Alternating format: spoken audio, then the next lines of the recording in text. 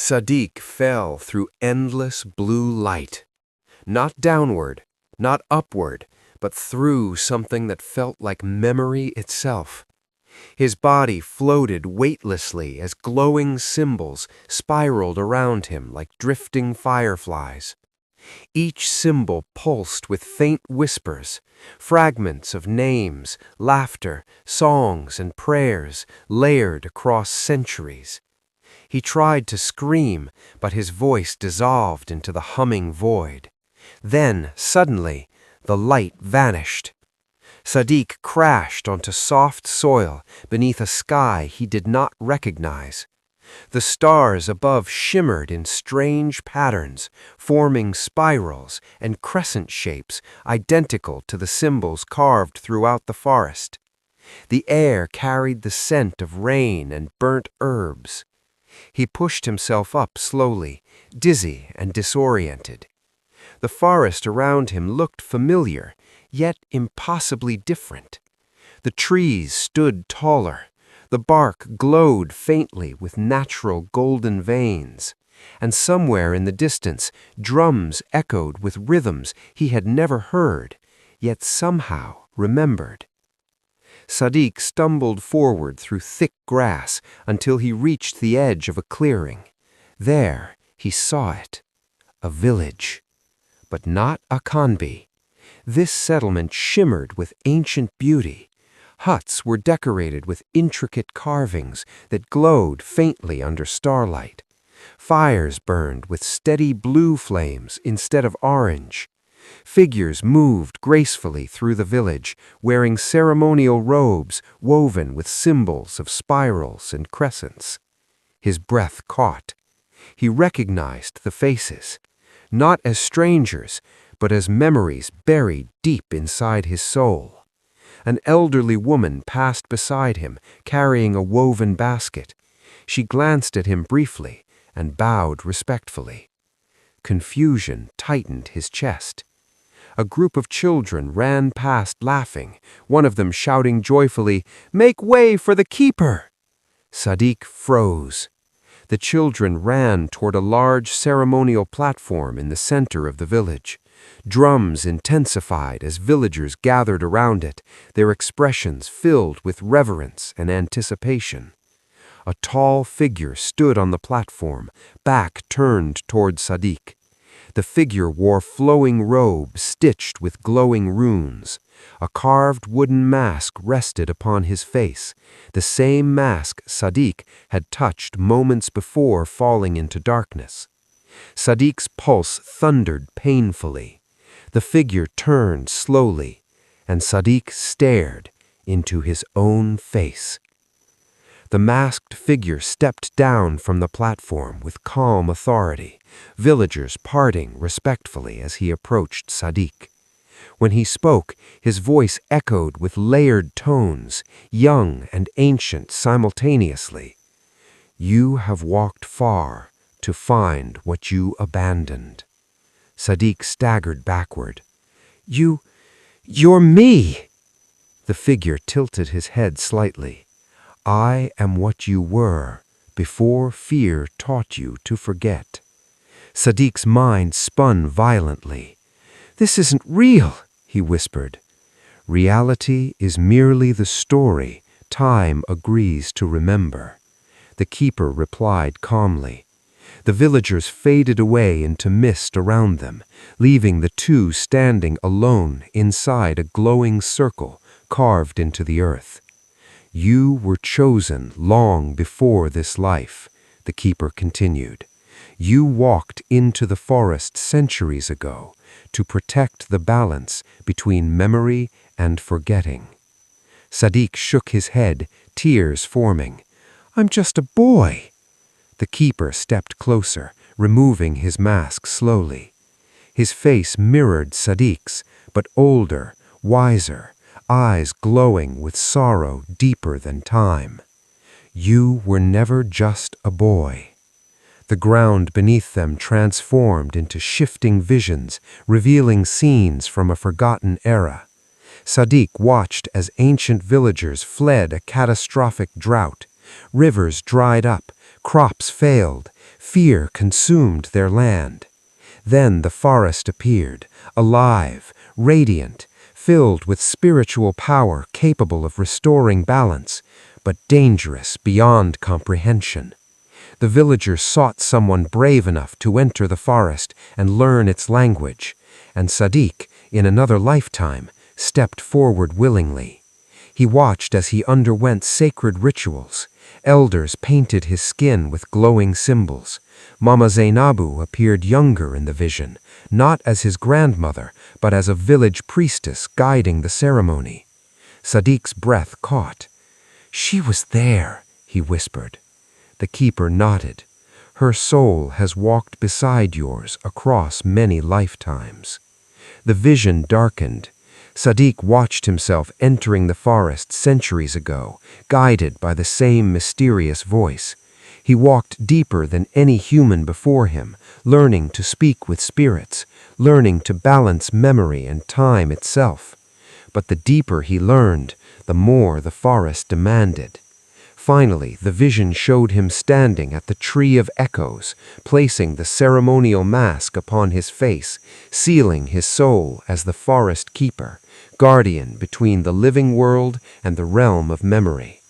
Sadiq collapsed to his knees, overwhelmed. "Why did I leave?" he asked weakly. The keeper's eyes dimmed with deep concern. "Because the burden became heavier than eternity." The visions shifted again, showing the ancient keeper slowly losing control of the forest's growing hunger for memories. The forest began claiming travelers who wandered too close. Spirits became restless. Time fractured unpredictably. To protect humanity, the keeper made one final decision. He split his soul into two. One half remained bound to the forest, maintaining balance. The other half was reborn as a human child, free to live without the weight of eternity. "You became Sadiq," the keeper said softly. "You lived a life untouched by the forest until memory called you back." Sadiq's hands trembled violently. "So I was running from myself?" "Yes." "Why call me back now?" The keeper's expression darkened with deep concern. "Because the forest is losing balance again." The sky above them cracked with jagged streaks of violet lightning. The ground trembled as shadows spilled across the ancient village like rising floodwater. Sadiq watched in horror as spiritual figures screamed silently while being swallowed by darkness creeping from the forest's deepest roots. "The forest feeds on memory," the keeper explained urgently. "But something within it has begun feeding on fear instead." The visions revealed a monstrous presence growing deep beneath the Tree of Echoes, a swirling mass of corrupted shadows formed from centuries of forgotten pain and abandoned memories. "It calls itself the Hollow One," the keeper whispered. "It is born from memories humanity refused to face, grief buried, guilt ignored, stories erased." The ground split violently beneath them as the corrupted presence roared from unseen depths, its voice echoing like shattered glass. "If it awakens fully," the keeper continued, "the forest will no longer guard memory, it will consume it." The ancient village dissolved completely, leaving Sadiq and the keeper standing inside a void, swirling with fragments of past and present. "You were called back because only a soul divided between human and spirit can stop the Hollow One," the keeper said quietly. Sadiq's voice trembled. "What do I have to do?" The keeper raised the ceremonial mask between them. It glowed brighter than ever before, humming with immense power. "You must become whole again." Sadiq stared at the mask with terror and recognition. "If I wear it, you will remember everything. And if I refuse?" The keeper's voice broke with sorrow. The forest will collapse, and Akanbi will be the first swallowed by the Hollow One's hunger. Suddenly warm wind swept through the void, carrying faint sounds from the human world. Sadiq heard Mama Zainabu calling his name, her voice trembling with desperate prayer. He saw flashes of Akanbi villagers searching the forest edge with torches. He saw children crying, hunters preparing to enter forbidden territory in a reckless attempt to find him. His chest tightened painfully. "I don't want them to suffer because of me," he whispered. The keeper stepped closer, placing a glowing hand against Sadiq's shoulder. "You must understand, saving them means losing the life you know." Tears streamed down Sadiq's face as memories of simple joys flooded his heart. Laughter with friends, quiet evenings beside his grandmother, the warmth of belonging. "Will I ever come back?" he asked softly.